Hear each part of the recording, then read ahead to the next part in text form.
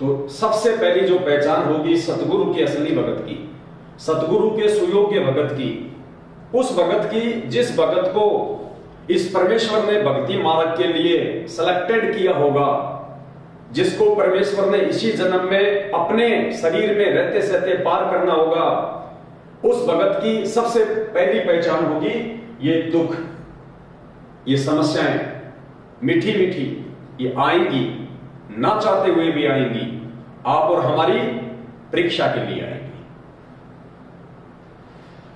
दूसरी सबसे बड़ी पहचान सतगुरु के द्वारा चिन्हित किए गए भगत की दूसरी सबसे बड़ी पहचान होगी अपनों से अपमान,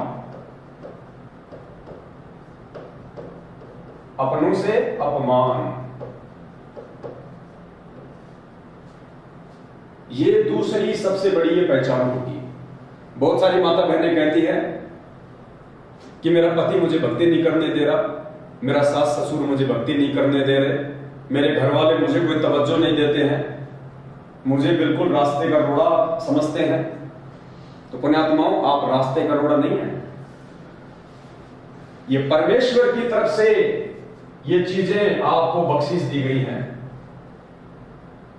अपनों से अपमान यदि आपको मिल रहा है, यदि आपके रिश्तेदार आपको नापसंद करने लग गए हैं जब से आपने नाम दीक्षा ली है, यदि आपकी पत्नी, यदि आपका पति, यदि आपके पुत्र और पुत्रियां जो अनुपदेशी हैं और आपके उपदेश प्राप्त करने के बाद यदि वो आपको नापसंद करते हैं, आपकी भक्ति क्रियाओं से यदि वो परहेज करते हैं, आपको बिल्कुल मूर्ख समझते हैं, तो आप जी यकीन मानना, आप जी परमेश्वर के द्वारा भक्ति मार्ग पे सिलेक्टेड है। ये दूसरी पहचान है। और ये अपनों से अपमान, रिश्तेदारों से अपमान, समाज से अपमान, ये क्यों दिलाता है परमात्मा? हमारी मोह ममता को दूर करने के लिए। किस चीज को दूर करने के लिए? मोह ममता को, मोह ममता, ताकि हम उन बेटे बेटियों में, उन रिश्तेदारों में, उस पति और पत्नी में, माता पिता में उलझ के ना रह जाए, क्योंकि वो हमारे नहीं हैं। परमात्मा कहते हैं ना, माता पिता तेरा कुटुंब कबीला, ये कोई दिन का मेला रे, खाली आया खाली जाएगा, ऐसी कुछ वाणी है परमात्मा की। संग चले ना धेला रे। तो ये माता पिता, ये परिवार, ये रिश्तेदार, ये समाज, ये यार दोस्त यदि हमारे अनुकूल नहीं हैं, यदि इस परमेश्वर की भक्ति से नहीं जुड़े हैं, तो पुण्यात्माओं ये भी हमारे बहुत बड़े एक बंधन का कारण है। ये पोता पोती की मोह ममता, बेटा बेटी की मोह ममता, उनके प्रति कोई चिंतन, छोरा नौकरी नहीं लगा, बेटी के बेटा नहीं हुआ, मेरा जवाई नौकरी नहीं लगा, बेटे का कोई कारोबार सेट नहीं हुआ, ये सारी चीजें हमारे को मोह बंधन में बांधने का एक कारण है। हम सारा जीवन इन्हीं बातों को लेके हम चिंतित रहते हैं, परमात्मा की भक्ति हम कर नहीं पाते। और किसी कारण से यदि हमारी मौत हो जाती है, क्योंकि जो परमेश्वर के वचन पे नहीं चलेगा, माता पिता हो, चाहे बेटा बेटी हो, चाहे पोता पोती हो, जब तक वो उनको परमात्मा की आत्मा मान के नहीं चलेगा, तब तक ये सब कुछ हमारे बंधन का कारण है। और सतगुरु का एक वचन टूटता है, और किसी कारण से यदि हमारी अकाल मृत्यु हो जाती है, तो परमेश्वर का विधान है, जहां आशा तहां वासा हुई, मन कर्म वचन सुमरियो सोई। तो हमारी मोह ममता, इसी मोह ममता इसी बेटा बेटी के अंदर रह जाएगी, पोता पोते के अंदर रह जाएगी, और वहीं उस परमेश्वर ने हमारे को दोबारा से जन्म देना पड़ेगा, चाहे कुत्ता बना के दे, चाहे बिल्ली बना के दे, चाहे मानव शरीर दे। और कोई जरूरी नहीं है कि जो थोड़ी बहुत भक्ति आपको आज समझ में आ रही थी, वो दूसरा जन्म प्राप्त करने के बाद आपको आ जाएगी। जरूरी नहीं है कि आप उस परमेश्वर की शरण में आ ही जाएंगे, क्योंकि फिर से काल आपके ऊपर हावी हो जाएगा। तो यदि आपको अपनों से अपमान मिल रहा है, उन अपनों से जो परमेश्वर के नहीं है, जो काल प्रेरित हैं, जो नाम उपदेश नहीं है, यदि आपसे नफरत करते हैं, आपकी भक्ति क्रियाओं से नफरत करते हैं, आपके घर में ज्योति लगाने से नफरत करते हैं, आपके आरती करने से नफरत करते हैं, आपके रिश्तेदार आपसे नफरत करते हैं, तो पुण्यात्माओं ये परमेश्वर की एक विशेष मेहर है आपके ऊपर। आप इसको कोई अपनी बेइज्जती ना समझें, आप इसको किसी दुख का कोई कारण ना समझें। ये तो परमेश्वर की तरफ से आपको एक प्रसाद है, हम सभी भाई बहनों को एक प्रसाद है कि वो परमात्मा हमें इसी कुल परिवार में नहीं फंसाना चाहता। क्योंकि जब फिर हमें वास्तविकता का पता चलेगा, जब एक बेटा अपने उपदेशी बाप का विरोध करेगा, एक पत्नी अपने उपदेशी पति का विरोध करेगी, उसके बाद पुण्यात्माओं हमें इन रिश्तों की वास्तविकता का पता चलेगा और साथ में परमात्मा का ज्ञान होगा। फिर समझ में आएंगे कि भाई मेरा कौन है और पराया कौन है। अरे मेरा तो सतगुरु है, मेरा बाप भी सतगुरु है, मेरी माँ भी सतगुरु है, मेरा भाई भी सतगुरु है, मेरा बंधु भी सतगुरु है। क्या कहा परमेश्वर ने? साधु माई बाप हैं और साधु भाई बंद, और साधु मिलावे राम से काटे यम के फंद। हमारा असली रिश्तेदार तमेव माता च पिता तमेव, तमेव बंधु च सखा तमेव। हमारा असली रिश्तेदार कौन है? हमें जो माँ वाला प्यार है वो कौन दे सकता है? हमें जो बाप वाला प्यार है कौन दे सकता है? दोस्त वाला प्यार कौन दे सकता है? बहन वाला प्यार कौन दे सकता है? केवल ये सतगुरु, ऑल इन वन। बाकी हमारे जो शरीर के भाई बंधु रिश्तेदार, बेटा बेटी, माता पिता, जवाई, यार दोस्त, ये सब के सब स्वार्थ वश ही हमारे को प्यार देंगे। इनका कोई ना कोई स्वार्थ होगा। आपकी ऑफिस में यदि आपको कोई तवज्जो दी जा रही है आपके बॉस के द्वारा, तो आप भाई साहब बॉस को अच्छा खासा पैसा कमा के दे रहे हैं, आप अपना टारगेट समय से पूरा कर रहे हैं। माता पिता के द्वारा यदि आपको तवज्जो दी जा रही है, आप अच्छी नौकरी में हैं, आप अच्छा पैसा कमाते हैं, आप समाज के द्वारा, आपके रिश्तेदारों के द्वारा यदि आपको कोई तवज्जो दी जा रही है, आपको कोई इज्जत दी जा रही है, तो आप उसके बाकी रिश्तेदारों से आर्थिक स्थिति में ठीक हैं। उनका स्वार्थ है कि आज नहीं तो कल कभी लाख 2 लाख रुपए तो लेने पड़ जाएंगे, तो दे तो देगा। इसलिए अपने स्वार्थ के कारण वो आपको याद नहीं, वो आपको दुख नहीं देना चाहते।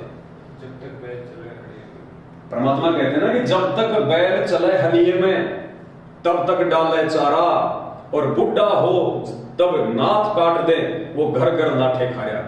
बैल होता है ना, बैल जब तक बैल जवान होता है, वो खेत में चलता है, किसान का काम करता है, तो क्या कहा परमात्मा ने? जब तक बैल चले हलिये में तब तक डाले चारा। वो किसान उसको तब तक ही चारा खिलाता है अपने घर पे बांध के, जब तक वो बैल उस किसान के काम का होता है।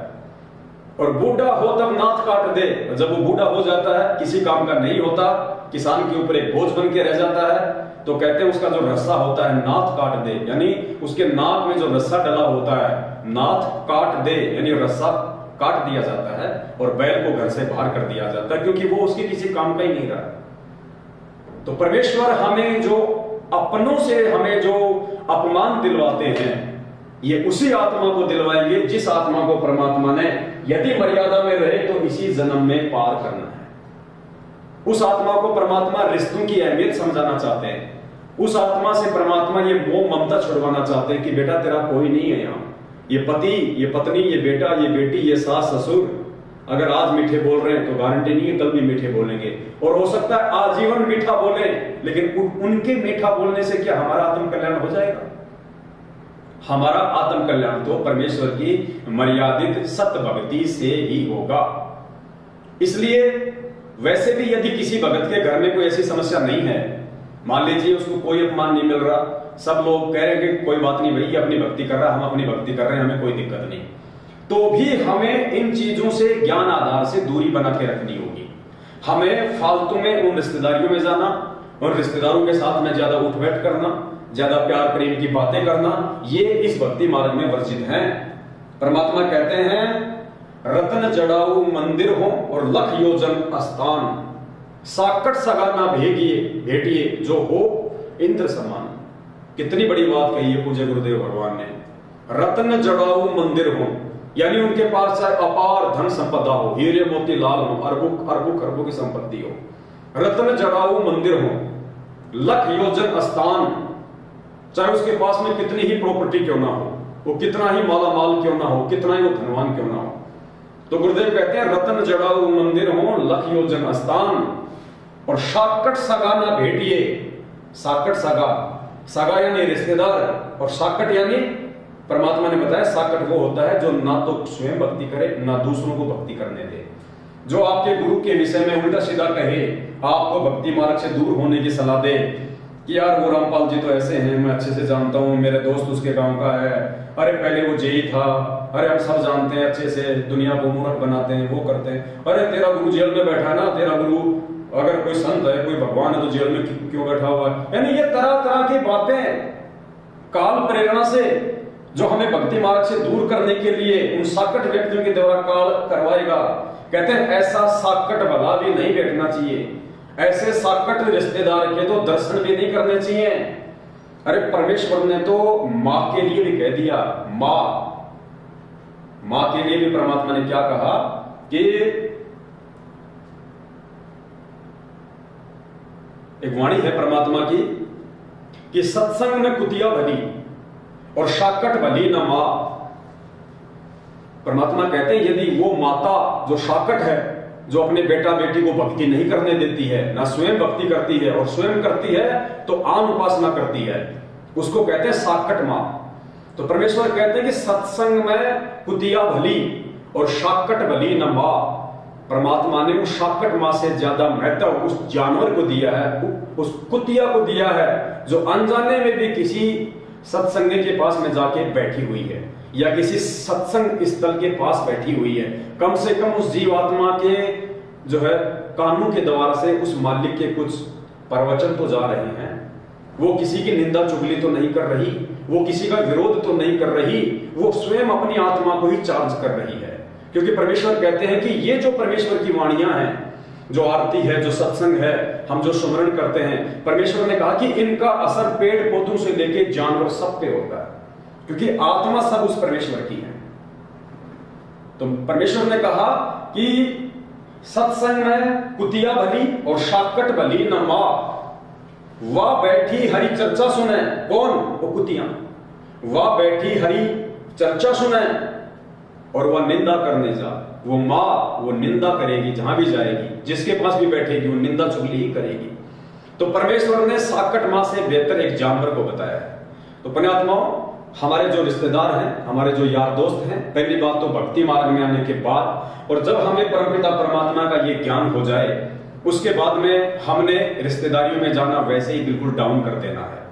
यदि आपके रिश्तेदार इस परमात्मा से जुड़े हुए नहीं हैं तो, क्योंकि वो आपको कोई भी सही मार्गदर्शन नहीं दे सकते, वो आपको कोई भी सही सलाह नहीं दे सकते, उनके पास में बैठना ही अपनी भक्ति को जो है बर्बाद करना है। क्योंकि परमात्मा ने अपनी एक वाणी में बताया कि दुनिया से थी दोस्ती और पढ़े भजन में भंग, एका एकी राम से या साधु के संग। दुनिया से थी दोस्ती, वो दुनिया में आ गए वो लोग जो हमारे गुरु जी के भगत नहीं है, जो हमारे गुरु भाई बहन नहीं है, वो दुनिया की कैटेगरी में आ जाते हैं। क्या कहा परमात्मा ने? दुनिया से थी दोस्ती पढ़े भजन में भंग, यानी वो हमारी भक्ति मार्ग में बाधा ही उत्पन्न करेंगे। तो दुनिया से थी दोस्ती पढ़े भजन में भंग, फिर क्या आदेश दिया परमात्मा ने भगत को? उसको क्या करना चाहिए? एक का एक ही राम से। अगर तुम अकेले हो तो अपने परमेश्वर से लगे रहो, अपने गुरुदेव के संपर्क में रहो। गुरुदेव के संपर्क में रहने का मतलब आश्रमों में चले जाओ उस परमेश्वर के पास, यदि गुरुदेव आश्रम में है तो जाके उनके सत्संग सुनो, उनका आशीर्वाद प्राप्त करो। आप यदि अपने घर पे हो तो परमात्मा की आरती करो, सत्संग सुनो, मालिक के शब्द गाओ, जो मंत्र जाप करने के लिए दिया है वो करो। तो कहते हैं एक का एक ही राम से या साधु के संग, या फिर अपने भगत भाई बहनों से कोई चर्चा हो जाए। आजकल तो मालिक ने फोन दे दिए, मोबाइल दे दिए, या अपने भगत भाई बहनों से कोई चर्चा हो जाए, या फिर परमात्मा ने बताया अपने खेतों में चले जाओ, घूमते रहो, माला करते रहो, मालिक के शब्द गाते रहो। लेकिन साकट व्यक्ति के पास में नहीं बैठना है, अनुपदेशी व्यक्ति के पास में नहीं बैठना है। वो भक्ति विरुद्ध ही बात करेगा, वो जगत वाली ही बात करेगा। वही बात है, जो मूली खाएगा तो मूली की डकार छोड़ेगा, और जो रसगुल्ला खाएगा तो मीठी डकार आएगी। तो इस प्रकार से पुण्यात्माओं, ये दूसरी पहचान होगी उस आत्मा की जिस आत्मा को परमपिता परमात्मा ने, सदगुरु रामपाल जी भगवान ने विश्वास करके इस भक्ति मार्ग के लिए चुना होगा। ये दूसरी पहचान होगी, अपनों से अपमान। पहली पहचान दुख, दूसरा अपनों से अपमान, और तीसरी पहचान क्या होगी पुण्यात्माओं? दो प्रकार के कष्ट, शारीरिक और आर्थिक। शारीरिक और आर्थिक कष्ट ये भी हल्के हल्के उस भगत को बने ही रहेंगे जिस भगत को परमपिता परमेश्वर सदगुरु रामपाल जी भगवान ने वर्तमान कलयुग की बिजली पीढ़ी में मोक्ष के लिए चुना होगा। ये दो प्रकार के जो कष्ट हैं ये हल्के हल्के उस आत्मा के ऊपर बने ही रहेंगे। क्यों बने रहेंगे? परमेश्वर की याद को ताजा बनाए रखने के लिए, परमेश्वर की याद को ताजा बनाए रखने के लिए। पुण्यात्माओं, आज यदि मेरे घर में लाखों की संपत्ति है, मेरे बैंक बैलेंस में लाखों की संपत्ति है, और कल को यदि मेरे ऊपर थोड़ी बहुत कोई समस्या आ गई अपने ही प्रारब्ध की, बच्चे को एक्सीडेंट हो गया, बच्चा बीमार हो गया, या अन्य ऐसी कोई आपत्ति आ गई कि पैसों की सख्त जरूरत है, तो पुण्यात्माओं से हम क्या करेंगे? जो धनवान व्यक्ति होगा, जो पैसे वाला व्यक्ति होगा, वो परमेश्वर याद नहीं करेगा, तो तुरंत कहेगा लाओ भाई मेरा पंजाब नेशनल बैंक का एटीएम निकाल के लाओ, जाओ बेटा बैंक में जाओगे 50,000 रुपए का चेक ले जाओ निकाल लाओ। उसको परमेश्वर इतना जल्दी याद नहीं आएगा, उसको माया याद आएगी, उसको पैसा याद आएगा। और जो भगत निर्धन होगा, जो भगत दारिद्र होगा, जो हैंड टू माउथ होगा, उसको परमेश्वर याद आएगा। ऐसी कोई भी समस्या यदि आई उसके सामने, पहली बात तो 100 शुक्र मनाएगा कि हे परमपिता परमात्मा, दास को इन आपत्तियों से परमेश्वर आप जी बचा के रखना, क्योंकि उसको पता है कि परमेश्वर के अलावा तेरे पास में दूसरा कोई चारा नहीं है। और फिर भी यदि ऐसी उसके प्रारब्ध की कोई समस्या आ जाती है तो पुण्यात्मा वो क्या करेगा? वो जाके अपने गुरुदेव को दंडवत करेगा, वो रोएगा, वो परमात्मा से 100 बार प्रार्थना करेगा कि हे परमपिता परमात्मा, इस अभागे का, इस दीन का, इस भगत का, इस दो कोटि के जीव का आपके अलावा कौन सहारा है हमारे? हे परमेश्वर, आप ही मुझे इन आपत्तियों से, इन विपत्तियों से मुझे उबार सकते हो। तो यदि आपके ऊपर कोई शारीरिक समस्या है थोड़ी बहुत, या आर्थिक कोई समस्या है, अब शारीरिक समस्या क्या? यदि आपको छोटा मोटा कोई रोग है, छोटी मोटी शारीरिक कोई तकलीफ है, पैसे वाला क्या करेगा? अगर उस हॉस्पिटल में लाखों रुपए बर्बाद करने के बाद भी इलाज नहीं हुआ तो किसी दूसरे व्यक्ति के कहने पे, किसी रिश्तेदार के कहने पे वो एम्स में जाएगा, वो पीजीआई में जाएगा, वो महावीर कैंसर हॉस्पिटल में जाएगा। यानी उसको इतना जल्दी याद नहीं आएगा कि भैया ये कलयुग है, और कलयुग की भी पिछली पीढ़ी है, और वर्तमान में हमारे ऊपर जो संकट है ये शारीरिक, ये संकट ये शरीर के नहीं रहे, ये हमारे पाप कर्मों के संकट है। अगर कोई शरीर का रोग है, कोई शरीर का कष्ट है, उसको तो डॉक्टर ठीक कर सकता है, लेकिन जो पाप कर्मों के कारण जो कष्ट हैं उनको डॉक्टर ठीक नहीं कर सकता। उनको तो वो आध्यात्मिक डॉक्टर सदगुरु रामपाल जी भगवान ही ठीक कर सकता है। तो उस पैसे वाली व्यक्ति की बुद्धि वहां तक काम नहीं करेगी जब तक उसके पास में माया है, उसके पास में धन है, क्योंकि उस माया ने उसके दिमाग पे आवरण डाल रखा है। वो जब तक हार नहीं मानेगा जब तक कि उसका बैंक बैलेंस खाली ना हो जाए, और जब हर प्रकार से वो लुट पिट लेगा उसके बाद उसको फिर ये परमात्मा याद आएगा। और जो पहले से ही जो हैंड टू माउथ की स्थिति में है, जो दारिद्र वाली स्थिति में है, जो गरीबी वाली स्थिति में है, वो तो पहले ही परमात्मा से प्रार्थना करेगा कि हे परमात्मा, अपने दास के ऊपर ऐसी कोई आपत्ति ना आने देना। और वो परमात्मा का 100 शुक्र मनाएगा, वो परमात्मा की उस भाव से भक्ति करेगा संकट के आने से पहले ही, उसके डर से। और परमात्मा ने इसीलिए तो ये कहा है कि सुख में सुमरण किया नहीं और दुख में करते याद, कहे कबीर ता दास की फिर कौन सुने फरियाद। तो यदि आपके ऊपर कोई शारीरिक समस्या है, कोई आर्थिक समस्या है, तो निश्चित तौर पे आप सदगुरु रामपाल जी भगवान के द्वारा सिलेक्टेड आत्मा है। जो आप पल पल उस परमेश्वर को याद रखेंगी, पल पल उस परमेश्वर के सहारे, उस परमेश्वर के भरोसे आप जी रहेंगे, क्योंकि आपके पास में दूसरा कोई चारा नहीं है। अगर आपके पास में अपना कोई बैंक बैलेंस नहीं है, आपके पास में अपना कोई पैसा नहीं है, तो जाहिर सी बात है आपके रिश्तेदार भी आपकी मदद करने के लिए आगे नहीं आएंगे, क्योंकि रिश्तेदार भी उसी अपने रिश्तेदार की मदद करते हैं 99% जो स्वयं उनके जैसा हो, जो पैसे वाला हो। वरना मुसीबत के समय अपना दोस्त भी मुंह फेर देता है। तो यदि आपके ऊपर इस प्रकार की कोई समस्या है, शारीरिक और आर्थिक, तो पुण्यात्माओं आपने विचलित होने की जरूरत नहीं है, आपने दुखी होने की जरूरत नहीं है कि इस भक्ति से मुझे क्या मिला, गुरुजी ने मुझे क्या दिया।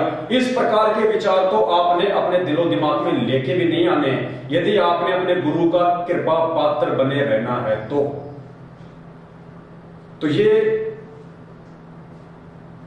जो समस्याएं हैं, जो परेशानियां हैं, ये उसी भगत के ऊपर आएंगी, उसी भगत के साथ ये तीनों समस्याएं लगातार साईं की तरह ये चलेंगी, जिस भगत को सतगुरु रामपाल जी भगवान ने सिलेक्टेड किया हो। आप ये ना सोचिए कि मैं भक्ति कर रहा हूं, मेरे ऊपर आर्थिक समस्या क्यों है। यह आर्थिक समस्या आपको आपके सतगुरु ने दी है। सतगुरु रामपाल जी भगवान ने जानबूझ के आपको आर्थिक समस्या दी है। आप कहेंगे मैं तो ज्योति भी करा रहा हूं, मैं तो पाठ भी करवा रहा हूं, मैंने तो दान भी खूब कर दिया, फिर मेरे ऊपर आर्थिक समस्या क्यों। परमात्मा आपको वो आर्थिक समस्या नहीं आने देगा जिससे आपको भीख मांगनी पड़े। परमात्मा वो आर्थिक समस्या नहीं आने देगा जिससे आप लोगों के सामने हाथ फैलाएं।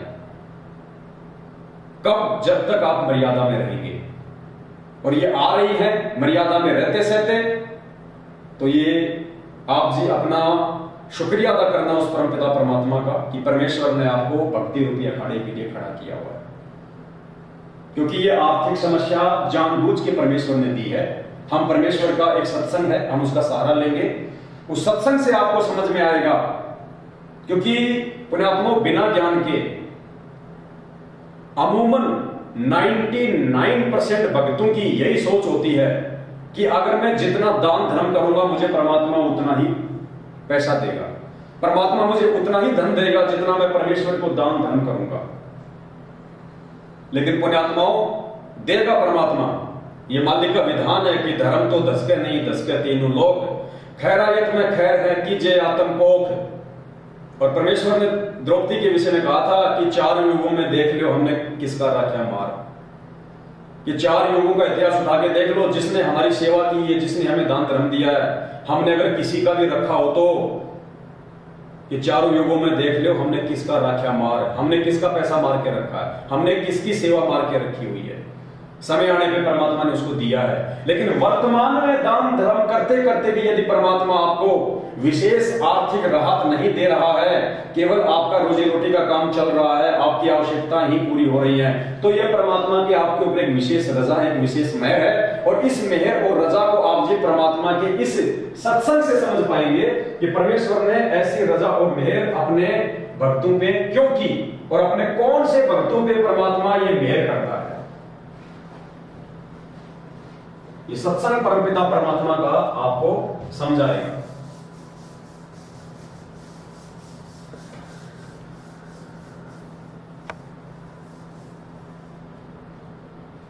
ये सत्संग पुण्यात्मा ध्यान से सुनना बहुत ज्यादा इंपॉर्टेंट ये सत्संग है परमात्मा का। आपकी आंखें खोलने वाला ये सत्संग है परमपिता परमात्मा जी का, जिससे आपको दृढ़ता मिलेगी, आपको एक विश्वास मिलेगा इस भक्ति मार्ग के ऊपर। आप जी विचलित नहीं हो सकते।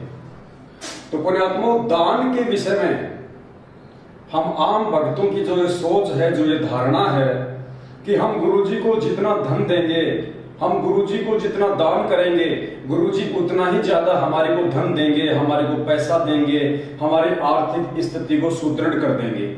बात तो बिल्कुल सत्य है, क्योंकि परमात्मा की वाणी है कि दान की धन चाहिए तो दान कर और मुक्ति चाहिए तो सुमर नाम।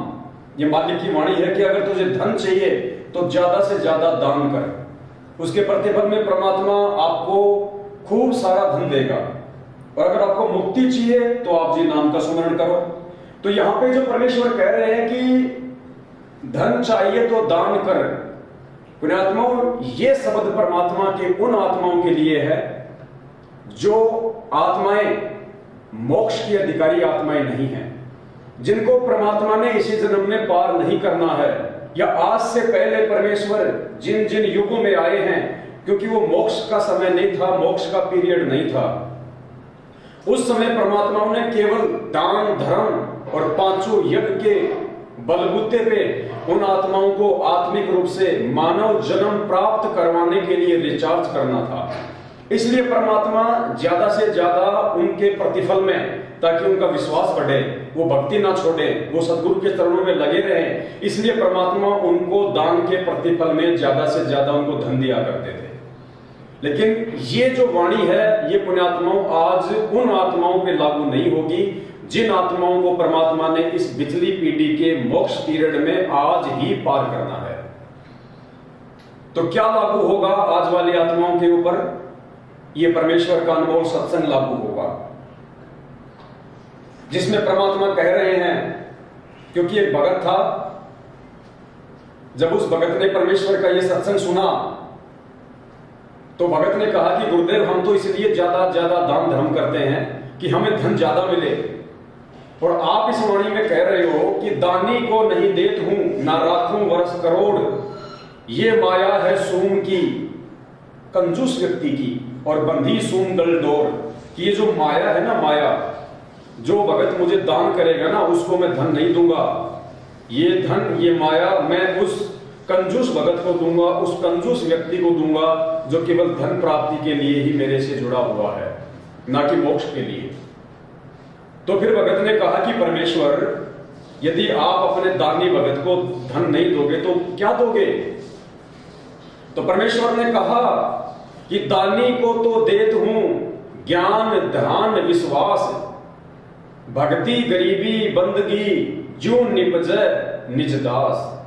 कि जो मेरा दान करने वाला जो भगत होगा, और दान जो केवल अपने आत्म कल्याण के लिए करेगा, अपने मोक्ष के लिए करेगा, ऐसे दानी भगत को मैं धन ज्यादा नहीं दूंगा, धन केवल उसको हैंड टू माउथ दूंगा, उसकी आवश्यकताओं की पूर्ति होती रहे, बस इतना ही दूंगा। मीठा मीठा उसको धन का अभाव रहे, ताकि वो परमेश्वर को याद करता रहे, इतना ही दूंगा। बाकी उसको क्या दूंगा? दानी को तो देत हूं, क्या क्या देगा परमेश्वर? मालिक ने कहा कि दानी को तो देत हूं ज्ञान ध्यान विश्वास भक्ति गरीबी और बंदगी। क्या कहा परमात्मा ने? कि जो भगत मुझे दान करेगा अपने आत्मा उद्धार के लिए, इसी जन्म में मोक्ष प्राप्त करने के लिए, तो परमेश्वर कहते हैं ऐसे दानी भगत को मैं अधिक धन नहीं दूंगा, उसे मैं अभाव में रखूंगा, और मैं उसे वो वस्तुएं प्रदान करूंगा जो वस्तुएं उसके मोक्ष मार्ग में उसकी सहायक होंगी। तो कौन कौन सी वस्तुएं? ज्ञान, ज्ञान से उसको सही और बुरे कर्मों का मालूम पड़ेगा, सही गलत का निर्णय कर पाएगा। कि कहे कबीर सोए जन मेरा, जो नीर खीर का करे नहीं मेरा। तो ज्ञान से ही उसको सही और गलत, कौन से कर्म भक्ति मार्ग पे करने चाहिए, कौन से कर्म नहीं करने चाहिए, कौन से वो कर्म करने से सदगुरु की मर्यादा और वचन टूटेगा, और कौन से कर्म ना करने से हम परमेश्वर के नजदीक बने रहेंगे।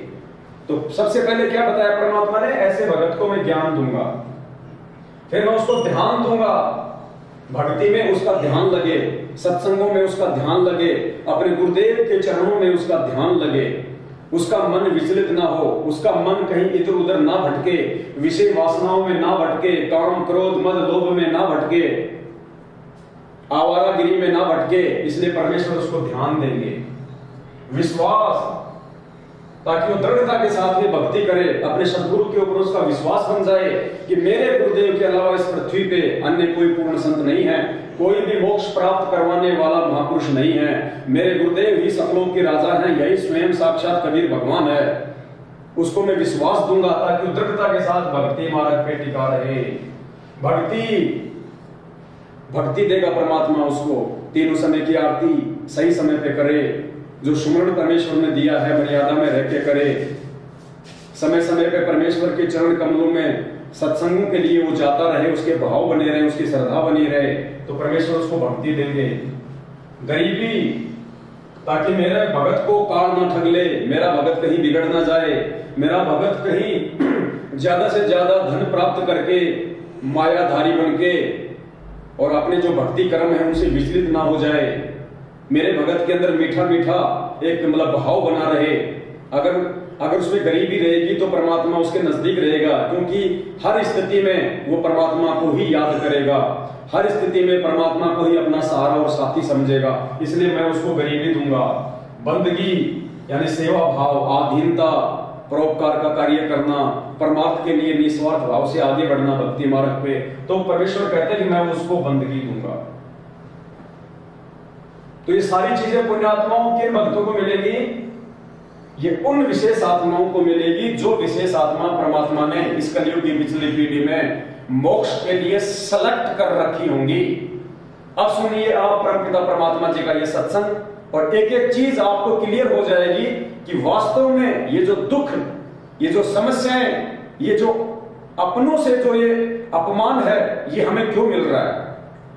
फिर हम इन चीजों से दुखी नहीं होंगे, इन चीजों से फिर हम टूटेंगे नहीं, क्योंकि हमें ज्ञान आधार से इस बात का पता चल जाएगा कि ये सारी चीजें, ये सारी घटनाएं जो मेरे साथ में घटित हो रही हैं, जिनको मैं एक समस्या मान रहा हूं, ये समस्या नहीं, ये तो वरदान है मेरे लिए, मेरे सतगुरुदेव जी की तरफ से ये सत्संग सुन के, क्योंकि परमात्मा मुझे इसी जन्म में मुझे पक्का हीरा बनाना चाहते हैं। मुझे आग में तपा के ऊपर ज्ञान आधार रुपया थोड़े की चोट मार मार के मेरी कोई वस्तु बनाना चाहते हैं, जिससे कि मेरी बाजार में मेरी कोई कीमत बने। ये सत्संग अब आपको समझाएगा कि परमेश्वर दान करने वाले भगत को अधिक धन क्यों नहीं देता, भक्ति करने वाले भगत को परमात्मा थोड़ी बहुत दुख और तकलीफों में क्यों रखता है, और कैसे वो दुख और तकलीफ हमारे लिए वरदान है, और कैसे वो माया आगे चल के भगत के लिए संकट बन जाती है। ध्यान से ये सत्संग सुनिए परमपिता परमेश्वर जी का।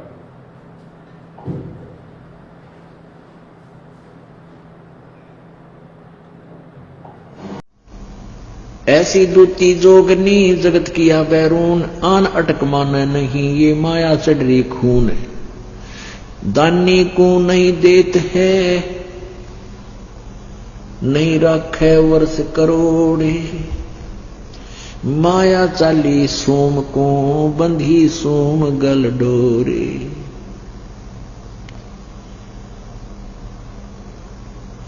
अब क्या बताते हैं कि परमात्मा माया, जो दानी व्यक्ति होते हैं वो संग्रह संचन नहीं करते, और जो सूम होते हैं, जो कंजूस होते हैं, उनके पास माया का संग्रह घना होता है। तो क्या बताते हैं, या माया मेहरी भई गई सोम दरबार, दानी के नहीं जात है के कारण करतारे।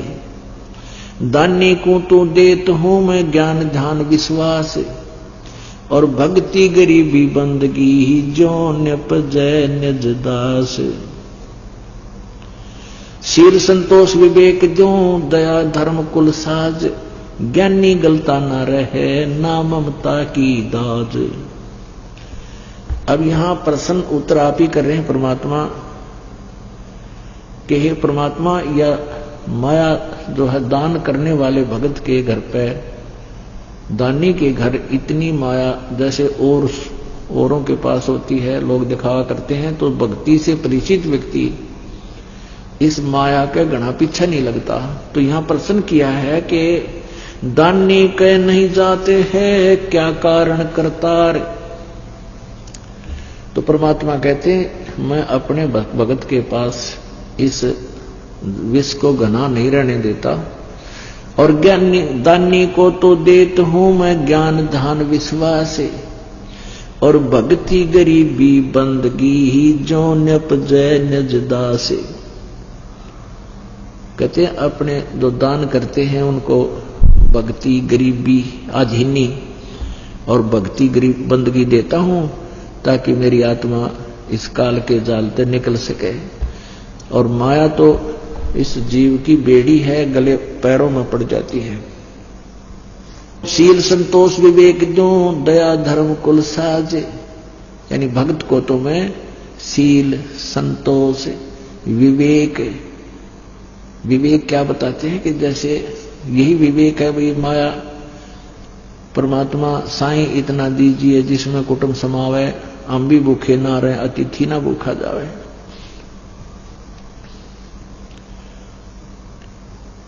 शील संतोष विवेक जो दया धर्म कुल साज, और उस पुण्यात्मा के अंदर दया भर देता हूं, धर्म धार्मिक बनाता हूं, और वो फिर इस माया की आग में नहीं जलता।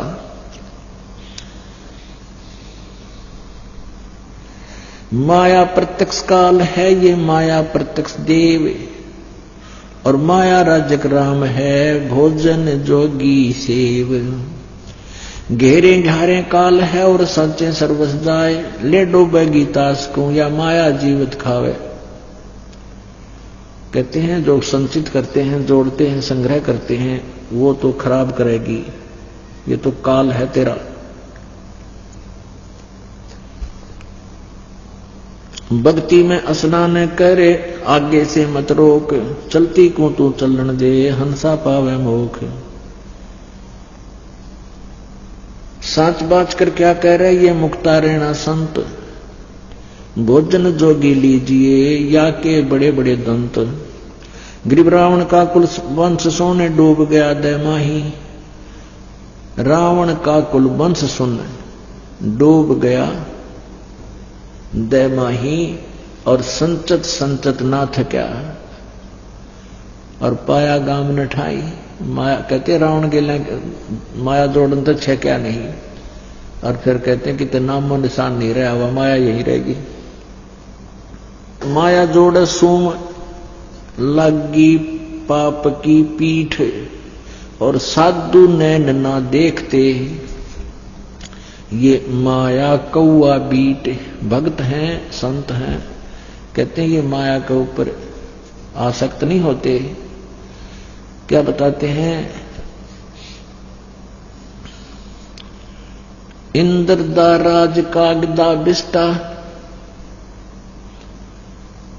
परमात्मा कहते हैं जब आपको ये ज्ञान हो जाएगा ना सच्चाई, इस मालिक का तत्व ज्ञान, तो आपके लिए स्वर्ग का राज भी काग की बीट दिखाई देगी। पुण्यात्मा बहुत बुरी तरह बांध दिया अपने को यहां इस काल भगवान ने। अब इस यहां से आपका मन हटाने के लिए ये एंटीबायोटिक कैप्सूल दिए जाते हैं परमात्मा के इस तत्व ज्ञान के, और इनको बहुत गहराई से आपने सुनना है, बहुत सावधानी से और गहराई से विचार करना है, तब आपके अंदर इसका रिएक्शन होगा। आप अंधे हो रहे थे माया जोड़ने में, आगे पीछा कुछ नहीं देखते थे, हम सभी ऐसे ही थे। जब से मालिक का ये ज्ञान हुआ है, ओए होए, उसी दिन से एक नया परिवर्तन आत्मा में आपा आ जाए, क्योंकि ये अंदर रिएक्शन करती है परमात्मा की वाणी, ये वैसी नहीं होती, एंटीबायोटिक है ये, एकदम अंदर से बदलाव शुरू होगा, लेकिन थोड़ा समय अवश्य लगता है।